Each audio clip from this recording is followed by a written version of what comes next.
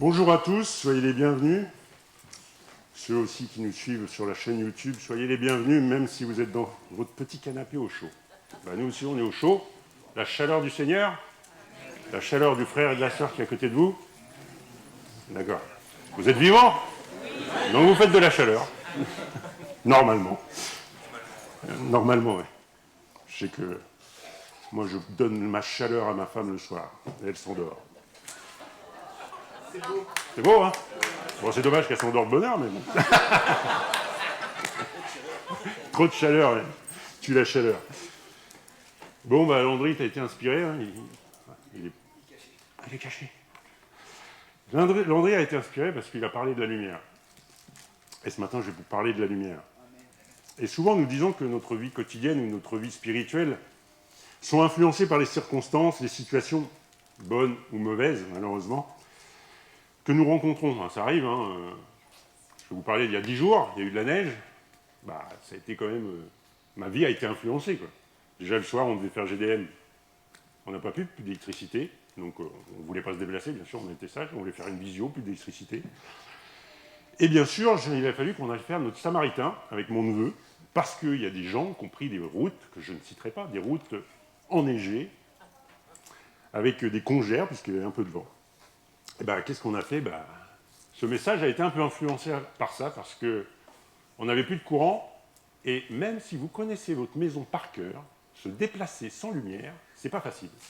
Même je doute s'il n'y a pas quelqu'un qui bouge les chaises ou les tables, parce que quand il n'y a pas de lumière, vous dites la table est là, la chaise est là, c'est bon, j'y vais. Poum, la chaise. Plus souvent, c'est la porte. Porte de la chambre, c'est tout droit là, sauf que vous n'êtes pas en face de la porte, vous êtes sur le mur.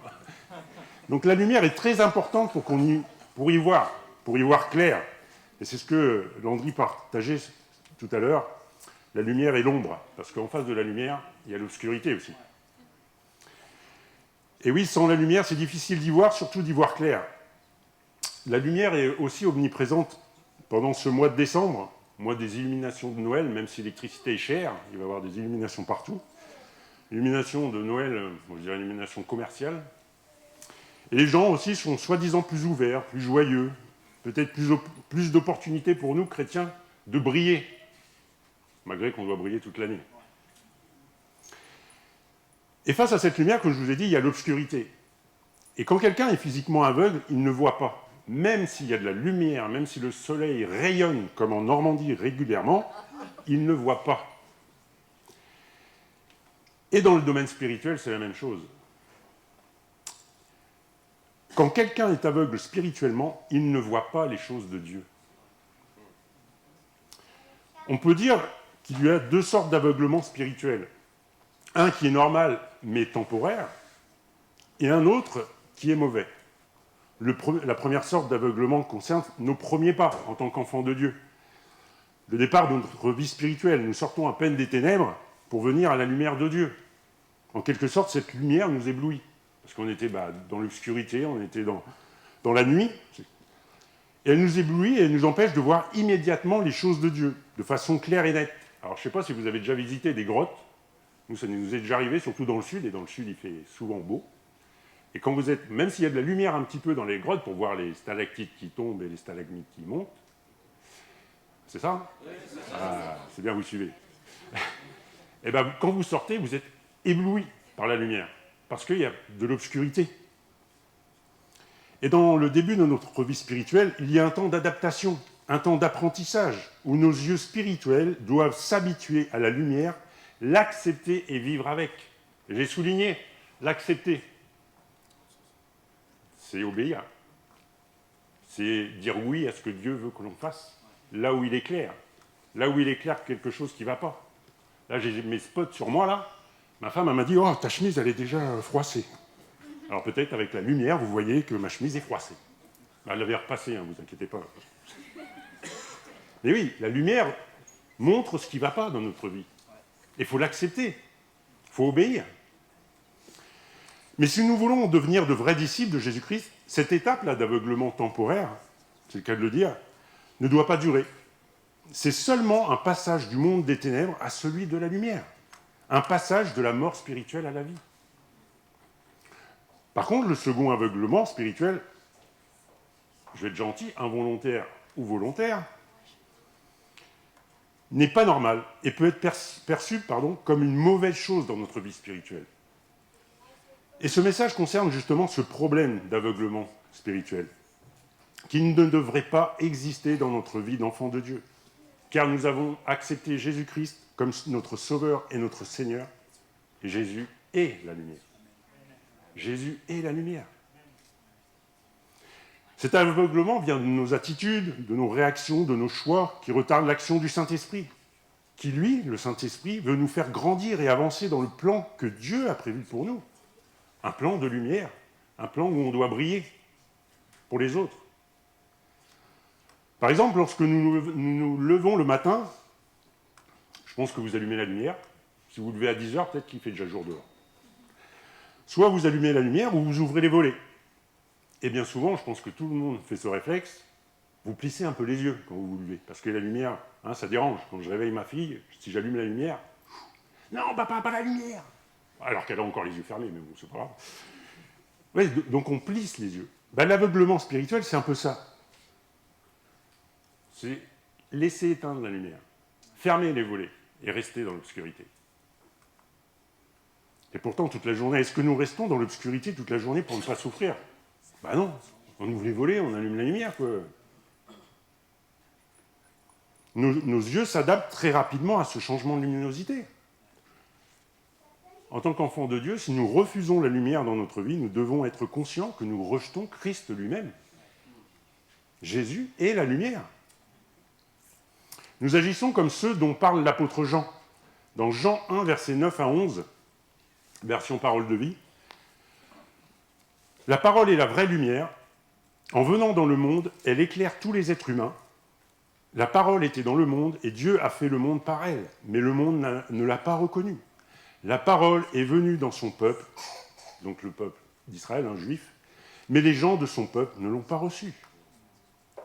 Mais même parmi le peuple de Dieu, certains peuvent avoir tendance à rejeter la pleine lumière du Seigneur, pour rester dans une semi-obscurité, dans une situation de compromis, un petit peu de lumière, un petit peu d'obscurité. Si j'ai trop mal aux yeux, là, Seigneur, tu montres trop de trucs pas bons, hop, je retourne un petit peu. C'est la facilité. Si notre cœur est rempli d'un désir de progresser, nous allons avancer dans une lumière de plus en plus forte. Et nous allons être un sujet de bénédiction. Est-ce que vous voulez être un sujet de bénédiction ? C'est mieux quand même que de malheur. Et au fur et à mesure que nous nous rapprochons de la source de cette lumière, donc Jésus, nous recevons nous-mêmes davantage de lumière pour éclairer aussi bien notre être intérieur, notre marche avec Dieu, comme ça il nous montre où on va, mais aussi pour éclairer les autres, les croyants et les non-croyants, tous les autres. Je reviens un peu à cet épisode neigeux. Donc il y a des voitures, parce que oui, il n'y en avait pas qu'une, il y en avait deux qu'il fallait déblayer. Il faisait nuit, bien sûr, je ne sais plus, il devait être 18h30, c'est au moment vraiment des GDM. Et donc, avec mon neveu, on prend les pelles, et lui, la bonne idée qu'il a, il prend une lumière frontale, une lampe frontale. Mais heureusement, parce que dans notre village, il y a quand même des lumières. Mais c'était en dehors du village. Après le panneau, il n'y a plus de lumière, parce que ça coûte trop cher, c'est normal. Donc il avait pris la lampe frontale, mais heureusement, parce qu'on serait arrivé au niveau des voitures. Bon, les voitures, ils ont des phares, mais sur les côtés, ils n'ont pas de phares. Donc pour déblayer, la lampe frontale, elle nous a bien aidés, parce qu'on savait quoi faire, où fallait faire. On aurait déblayé le champ alors que la voiture était là, ça aurait été bête, non ? Parce que nous, c'est des champs, c'est pas des immeubles, c'est pas des magasins. Je précise. Donc, ouais, vraiment, cette lampe nous a aidés à savoir où déneiger. Donc, on a été de bons samaritains. Les gens ont pu repartir chez eux, ils étaient heureux et soulagés quand même parce que ils auraient pu rentrer chez eux à pied. Il y en a, ils habitaient un peu loin. Et laisser la voiture en plein milieu comme ça, le monde est gentil, mais quand même, on ne sait jamais. Donc, grâce à cette lumière, elle nous a éclairés. On était dans l'obscurité, cette lampe frontale nous a éclairés. La lumière spirituelle, Jésus-Christ, c'est la même chose. Elle nous éclaire pour nous montrer ce qu'on doit faire, où aller. Peut-être aller témoigner à telle personne qu'on aurait dit « Oh non, celui-là, jamais je témoigne ». Et si la lumière te montre qu'il faut y aller, vas-y, La lumière se voit encore plus dans l'obscurité. Et là, je vais rebondir sur ce qu'on partageait ce matin avec Mathias. On parlait du nouvel écran qui est en place, là, et la lumière blanche, moi, je trouvais qu'elle était agressive. Il me dit, mais c'est normal. Plus il y a de lumière autour, là, plus l'écran doit être lumineux. Je dis, OK. Et plus il fait sombre dans la pièce, plus l'écran doit être sombre. C'est un tout. Ben, dans notre vie spirituelle, c'est pareil. Si vous voulez de l'obscurité, ben, restez dans l'obscurité. Si vous voulez la lumière, rapprochez-vous de Dieu. Rapprochez-vous de Jésus-Christ, la lumière. La lumière met en lumière, c'est le cas de le dire, ce qui ne va pas dans notre vie, ce qui bloque notre avancée. Et en recevant davantage de lumière divine, nous répondons à l'appel de Jésus, qui a dit dans Matthieu 5, versets 14 à 16, « Vous êtes la lumière du monde. » Si on a Jésus qui est la lumière, nous sommes la lumière du monde. Quand une ville est construite sur une montagne, elle ne peut pas être cachée. Et quand on allume une lampe, ce n'est pas pour la mettre sous un seau. Au contraire, on la met bien haut et elle brille pour tous ceux qui sont dans la maison. De la même façon, votre lumière doit briller devant tout le monde. Alors, les autres verront le bien que vous faites. Ils pourront chanter la gloire de votre Père qui est dans les cieux. Amen. Et j'ai souligné, ils pourront chanter. Ça veut dire, grâce à votre lumière, s'ils chantent la gloire de Dieu, c'est qu'ils se sont convertis. Eh oui, je ne pense pas que le non-converti va chanter la gloire de Dieu. Mais là, si, grâce à nous, ils voient une autre lumière, ils pourront chanter, ça veut dire qu'ils se convertissent. Amen. Oui, nous devons devenir des phares puissants qui brillent pour éclairer tout autour de nous. Nous devons servir à ramener les âmes au port, éclairer ceux qui naviguent en aveugle et qui risquent d'un moment à l'autre de faire naufrage, si ce n'est pas déjà fait. Vous savez, le temps passe très vite et Jésus revient bientôt. Vous avez conscience de ça, j'espère. Il n'y a pas de temps à perdre. Moi, le mois de novembre, je ne l'ai même pas vu. Là, on se reverra d'ici là, mais bientôt, on est en 2025. Ça passe très vite. On ne sait pas quand Jésus revient, mais il revient bientôt. Amen. Alors, à nous de faire notre mission, hein. Éclairer les gens qui sont perdus. Mais si nous refusons d'avancer dans la lumière, si nous rechignons à nous approcher de la source de la lumière, nous allons automatiquement souffrir d'un aveuglement spirituel. Je ne sais pas si vous avez déjà essayé de marcher un pied sur le trottoir, un pied dans le caniveau. Et bien, à tout moment, vous pouvez tomber. Ben, si vous refusez la lumière de Jésus, vous pouvez tomber. Préférons-nous l'obscurité et le compromis à la pleine lumière, la vérité et la vie? L'obscurité ou la vie? L'obscurité ou la lumière? Le diable ou Jésus? Désolé, il n'y a pas d'entre-deux. Il n'y a pas d'entre-deux. Être aveugle spirituellement signifie manquer de discernement pour voir les choses de Dieu. Si vous dites des fois, ah, je prie mais il ne me répond pas, peut-être qu'il y a des choses dans votre vie qui empêchent que la lumière passe. Peut-être comme sur un appareil photo, là, ce qui est devant, là, je ne sais plus comment on appelle ça. Un cache. C'est pas ça. Mais... si vous n'avez pas enlevé le cache devant Jésus, il ne va pas vous éclairer. Si vous avez mis quelque chose à la place de Dieu, il ne va pas vous éclairer. Nous ne nous rendons même plus compte à quel point nous sommes aveugles parce que nous sommes habitués à notre mauvaise vision. Avant de passer le permis, j'avais pas de lunettes, mais j'étais myope. Et les lunettes, ça fait pas beau. Hein. J'étais jeune. Hein. Ben, j'y voyais, mais comme je pouvais, quoi. Sauf que quand vous passez le permis, vous avez un test, alors je sais pas si ça existe toujours, vous devez lire, pour voir si vous avez une bonne vue. Moi, c'était lire une plaque d'immatriculation, bien une trentaine, 40 mètres, quoi. Ouah, j'étais mort. Mais j'avais prié. J'avais prié Jésus, je dis, voilà, parce que je savais qu'il y avait ce test-là. Alors je me suis dit, je vais me mettre comme ça, je vais regarder, alors celle-là c'est ça, celle-là c'est ça. Je commençais à les apprendre, quoi. Bien sûr, le moniteur, il fait quoi? Celle-là. Jésus m'a permis de lire, franchement, déjà, je crois que je l'avais déjà raconté, mais peut-être à l'ancienne église, donc ça remonte il y a quelques années. Déjà, j'avais appris la plaque d'immatriculation. Sauf que là, le moniteur a dit, vous pouvez me lire les 2 premiers chiffres. Je lis les 2 premiers chiffres et j'essaye de lire la suite. Et non, impossible. Il me dit, non, mais c'est bon, vous avez lu les 2 premiers chiffres. Jésus est précis et parfait. Il m'a donné les 2 premiers. J'ai passé mon permis et j'ai été mettre des lunettes quand même, parce que Jésus a répondu, parce que ça en voiture, sinon c'était dangereux. Mais voilà, si nous voulons avoir une bonne vue, demandons à Jésus des lunettes spirituelles. Il y a beaucoup qui ont des lunettes quand même.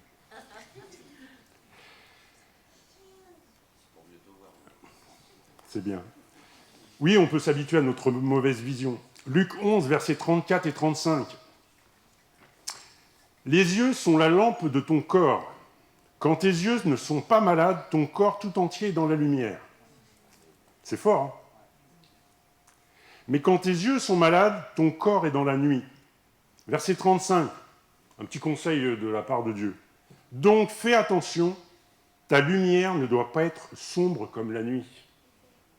Ça veut dire qu'on a Jésus, mais on peut vivre dans l'obscurité. C'est ça, hein, parce qu'entre guillemets, ta lumière ne doit pas être sombre comme la nuit. D'où une lumière peut être sombre. Bah oui, tu as Jésus, mais si tu n'obéis pas, si tu refuses, si tu rechignes, bah tu vis dans l'obscurité. Allez, tu vis dans la semi-obscurité. Si notre œil spirituel est en mauvais état, il faut comprendre pourquoi. Pourquoi certains yeux spirituels redeviennent aveugles alors que Jésus les avait ouverts à la lumière, à la vérité? Pourquoi? Matthieu 6, verset 24, une réponse. Personne ne peut servir 2 maîtres. En effet, ou bien il détestera l'un et il aimera l'autre, ou bien il sera fidèle à l'un et il méprisera l'autre. Vous ne pouvez pas servir à la fois Dieu et l'argent. Alors là, c'est l'argent, mais on peut englober tout. Jésus nous donne ici une clé pour comprendre pourquoi nous demeurons dans l'obscurité ou la semi-obscurité. C'est parce que nous regardons dans 2 directions différentes. Différentes et surtout opposées. Si nous avons un œil qui regarde à droite et un œil qui regarde à gauche, nous aurons du mal à marcher droit. C'est sûr, hein. Faites-le. On peut pas, je pense qu'on ne peut pas le faire. Si à moins que vous soyez super souple des yeux, il y en a qui sont souples des yeux, mais quand même, n'essayez pas. Surtout des fois, si vous regardez ailleurs et vous prenez un poteau, c'est déjà arrivé ça? Moi, ça m'est déjà arrivé. Je ne sais pas ce que je faisais. Je me suis pris un lampadaire. Et la bosse, elle a fait tout de suite. Et mon père, avec sa gentillesse, il a pris une pièce de 10 francs, je crois, et pour résorber la... Ça fait mal. Si vous ne regardez pas en face de vous, si vous n'écoutez pas la voix de Dieu, si vous ne regardez pas avec la lumière de Dieu, vous allez vous prendre des lampadaires, voire plus. Des murs, des portes fermées. Et vous vous direz, mais pourquoi la porte est fermée? Écoute le Seigneur, peut-être que ce n'est pas la bonne direction. Nous avons un œil qui est fixé sur le monde, le matériel, l'argent, l'ambition, les mauvaises fréquentations, tout ce qui brille dans le monde. Parce que dans le monde, il y a plein de choses qui brillent. Ne vous inquiétez pas, il y en a un qui sait faire. Tous les attraits du monde et de la chair. Et nous avons un œil qui est tourné vers Dieu. Peut-être le dimanche, peut-être le jeudi soir. D'ailleurs, semaine prochaine, ça ne sera pas que jeudi soir. Ça sera lundi, mardi, mercredi, jeudi, vendredi, samedi. Hein? Pourquoi? Semaine de prière, Landry vous en parlera. Et oui, la première cause d'aveuglement spirituel, c'est un cœur partagé qui n'a pas été entièrement consacré au service du Seigneur et qui fait des compromis avec Dieu. Quand nos yeux sont fixés sur Jésus et sur sa parole, notre vue spirituelle s'améliore de jour en jour. Et on se prend moins de portes, moins de lampadaires et moins de murs. Un cœur partagé ne donne pas la priorité à Dieu. Si nous continuons à donner la priorité à notre chair et à nos envies, à nos désirs personnels, si nous ne cherchons pas vraiment la volonté du Seigneur pour nos vies, nous ne pouvons pas avancer.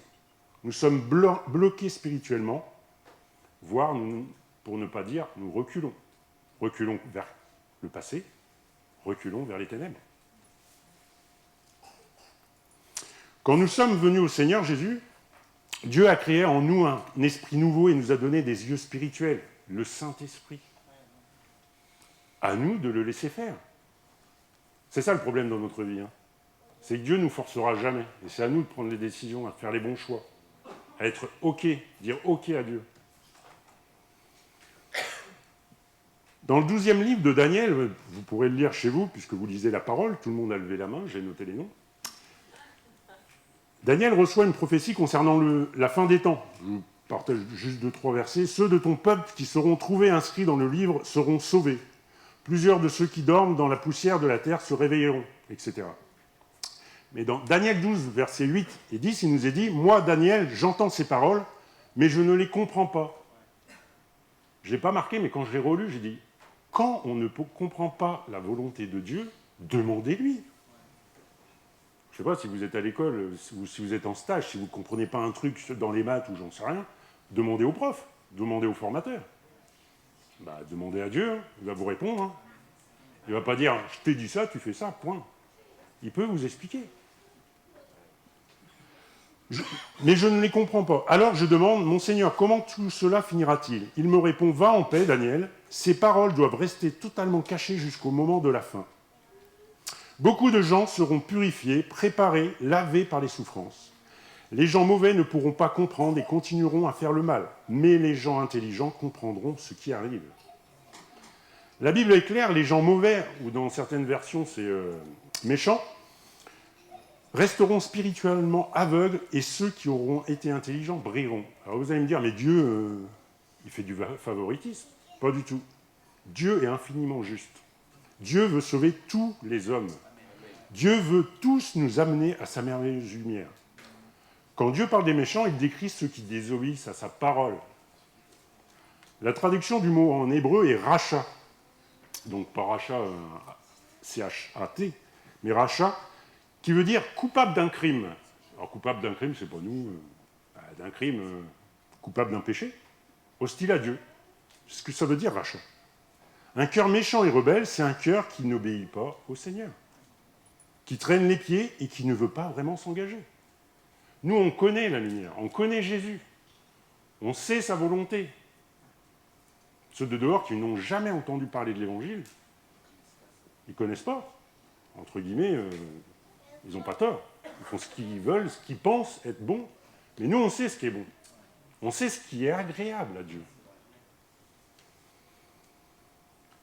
Tite 3, verset 3. Tite, c'est une petite lettre dans le Nouveau Testament, si vous voulez lire. Autrefois, nous ne comprenions rien, nous non plus. Nous refusions d'obéir à Dieu. C'est ce que les gens du monde font. Hein. Nous étions dans l'erreur, esclaves de toutes sortes de désirs et de plaisirs. Nous menions une vie mauvaise, nous étions jaloux. On nous détestait et nous nous détestions les uns les autres.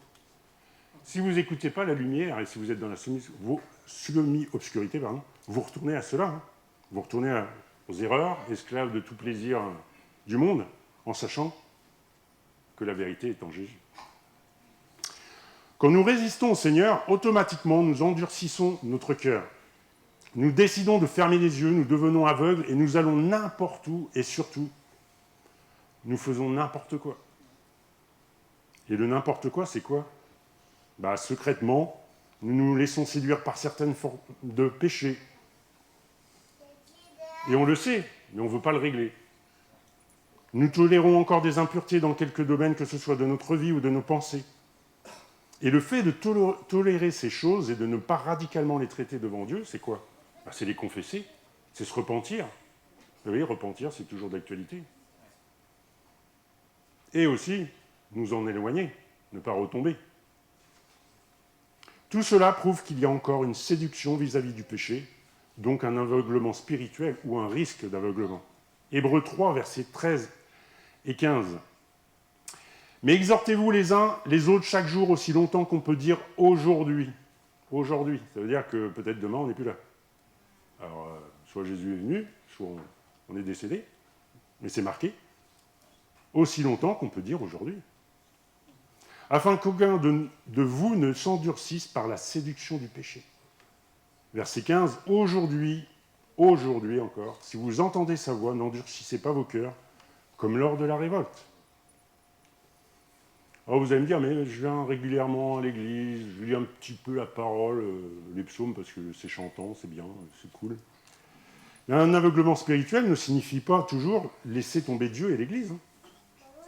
Ça peut vouloir dire que nous écoutons tous les messages, comme là, ce matin, les enseignements, mais que nous ne faisons rien pour changer notre vie. Nous pouvons entendre la parole de Dieu, mais être aveugles spirituellement parce que nous ne la mettons pas en pratique. Peut-être un jour, Dieu vous a parlé, il a dit « Tiens, va voir ton voisin, tu lui témoignes ça, tu prends un petit café, et tu lui dis « Dieu peut faire quelque chose pour ta maladie. » J'y suis pas allé. J'avais autre chose à faire. Il y avait un match de foot à la télé. On ne met pas la parole en pratique. Et là, surtout, on ne met même pas la parole de Dieu qui nous a dit directement. Pourtant, Jésus-Christ, la lumière ne se contente pas d'éclairer notre chemin. Elle transforme notre vie. Jésus-Christ transforme notre vie, nos attitudes, nos réactions. En laissant la lumière pénétrer notre cœur, nous découvrirons une transformation profonde et spirituelle. Pour faire quoi? Qui va produire le salut, qui va produire des bénédictions et qui va produire des fruits.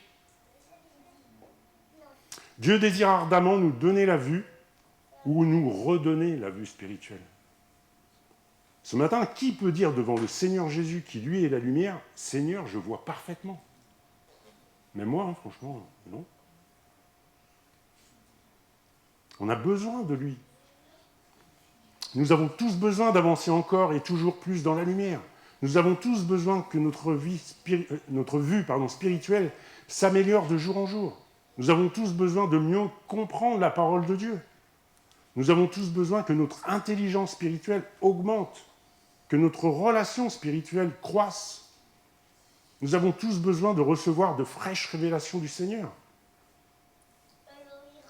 Nous avons tous besoin de mieux nous voir tels que nous sommes et de voir objectivement ce qui nous entoure. Peut-être vous dites, moi je suis là, spirituellement, personne ne peut m'atteindre, je suis au top du top de ma forme. Fais attention de ne pas tomber.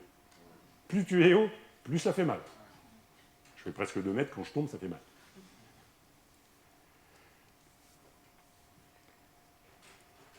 Plus les ténèbres épaississent, et franchement, elles épaississent de plus en plus, et très rapidement, plus nous avons besoin de discernement et de lumière pour éclairer nos pas et ne pas nous égarer loin de la source de la vie et de la lumière, Jésus-Christ. Amen. Pour conclure,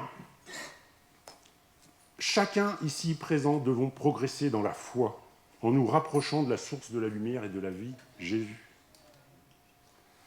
L'aveuglement ne dépend pas des autres ou de notre contexte géographique. 76, 27, français, pas français. Mais de notre disposition de cœur, de notre obéissance. Ça, c'est dur, notre obéissance. Même quand ma femme me dit de faire ça, mais je suis son mari chéri, donc je le fais. Vous êtes enfant de Dieu, chéri de Dieu. Obéissez. Vous voulez lui faire plaisir. Je veux faire plaisir à ma femme. Je le fais. Pas tout le temps. Vous n'avez pas entendu. Non, mais si vous voulez faire plaisir à Dieu, faites-lui plaisir. Vous êtes enfant de Dieu.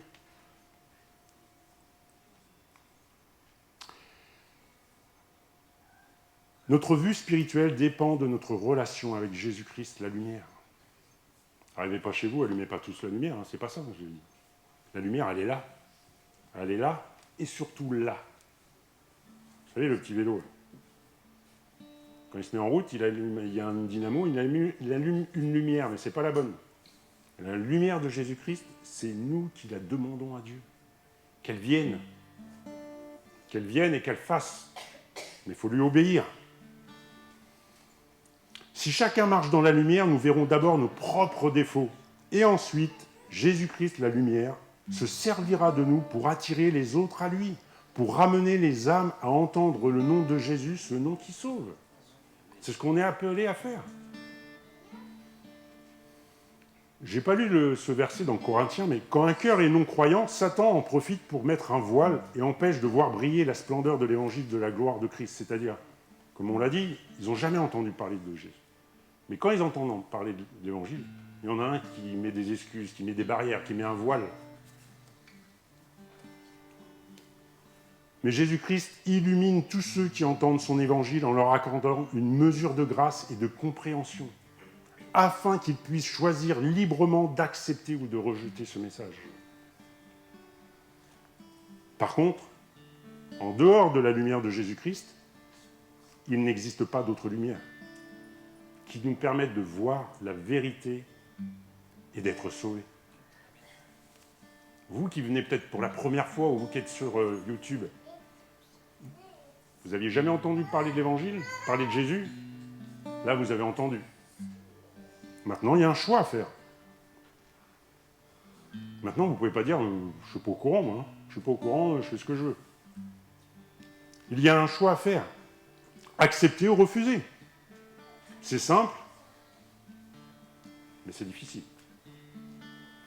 Je finirai par ce verset. Là, je parlais bien sûr aux non-croyants, mais les chrétiens, c'est pareil. Nous, on est dans la lumière, j'allais dire tous les jours, j'espère. Mais des fois, on a des choix à faire. Des fois, la lumière, elle éclaire un petit coin sombre dans notre cœur. Et là, il y a de la poussière, il y a tout ce que vous voulez. Des déchets, des détritus. Et il vous dit, enlevez ça. Enlève ça de ton cœur, enlève ça de ta vie. Et tu vas avancer, tu vas grandir. Et tes prières seront exaucées. Si on pêche, les prières ne sont pas exaucées, désolé. Et je finirai par ce verset, Jean 8, verset 12. De nouveau, Jésus parle à la foule, il dit « La lumière du monde, c'est moi. Si quelqu'un me suit, il ne marchera pas dans la nuit, mais il aura la lumière qui donne la vie. » Amen. Nous, on va se promener souvent à pied. Quand il fait gris, désolé, on n'a pas envie. Quand le soleil brille, c'est autre chose. Est-ce que vous voulez marcher dans l'obscurité? Ou est-ce que vous voulez marcher dans la nuit? Vous allez me dire, moi je suis croyant, je suis chrétien. Je suis sûr qu'il y a des choix à faire. Prenons un temps pour vous remettre en question. J'aime bien, c'était le pasteur de Dijon là, qui avait dit un chrétien doit se remettre toujours en question. Ben oui, c'est trop facile. Sinon on fait ça, et le jour qu'il y a un obstacle, ben on se prend les pieds dedans, on tombe. Et c'est plus facile de tomber que de se relever. Ouais, des fois c'est difficile de rester debout, mais essayer de vous relever, c'est compliqué. Malgré qu'il y a les frères, il y a les sœurs, il y a l'Église, il y a Dieu, il y a Jésus-Christ. Prenons un temps vraiment qu'on se mette devant la face de Dieu pour examiner notre cœur, notre vie.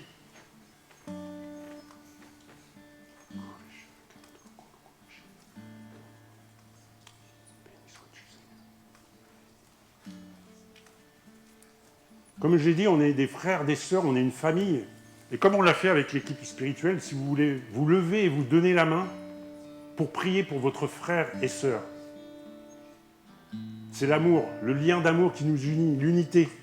Et l'unité dans le monde, c'est pas ça. Hein. Souvent, c'est je marche et je marche sur toi pour avancer. Alors si vous voulez librement, vous pouvez vous lever à votre place, vous prendre par la main et prier pour votre frère et votre sœur. Faire une chaîne. Hein. Chacun a une lumière, peut-être certains ont une bougie, certains ont des gros spots. Partagez cette lumière avec votre frère, votre sœur. L'unité de l'Église. Et priez pour votre frère, priez pour votre sœur. Et toi, mon frère, toi, mon ami, qui venait pour la première fois peut-être, ici ou sur la chaîne YouTube, lève-toi et décide de suivre cette lumière. Cette lumière qui est au bout du tunnel et qui éclaire une nouvelle vie, qui éclaire une vie de bonheur, une vie de bénédiction. Choisis Jésus, la lumière. Partagez cette lumière. Toi qui es plus fort, peut-être spirituellement, prie pour ton frère, pour ta sœur. Encourage-le à avancer, encourage-le à nettoyer son cœur, à sortir de ce péché, à sortir de cette ornière.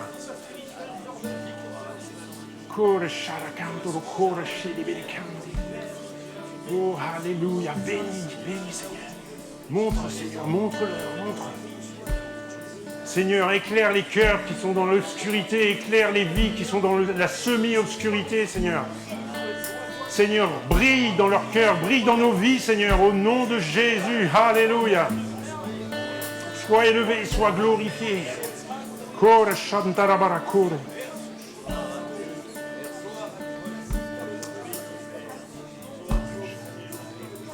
Seigneur, merci Père encore pour ce message. Seigneur, merci Père parce que tu brilles dans nos vies. Seigneur, en tout cas, tu veux briller dans nos vies.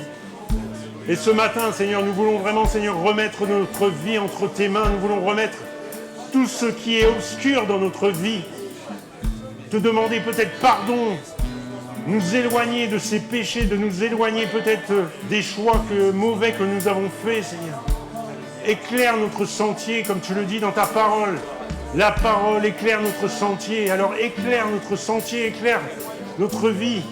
Que l'on puisse briller là où tu nous as placés, dans les quartiers, dans les villages, dans notre travail, dans les loisirs. Que l'on puisse amener cette lumière qui chasse l'obscurité, qui chasse notre ennemi, qui est plus glorieux que l'ennemi. Ton nom, le nom de Jésus, je le prononce sur toute vie ici présente, Seigneur. Merci, Père, encore, pour ce que tu fais dans nos vies, Seigneur, et ce que tu feras encore. Que ton nom et que toute la gloire te reviennent dans le puissant nom de Jésus. Amen. Soyez bénis.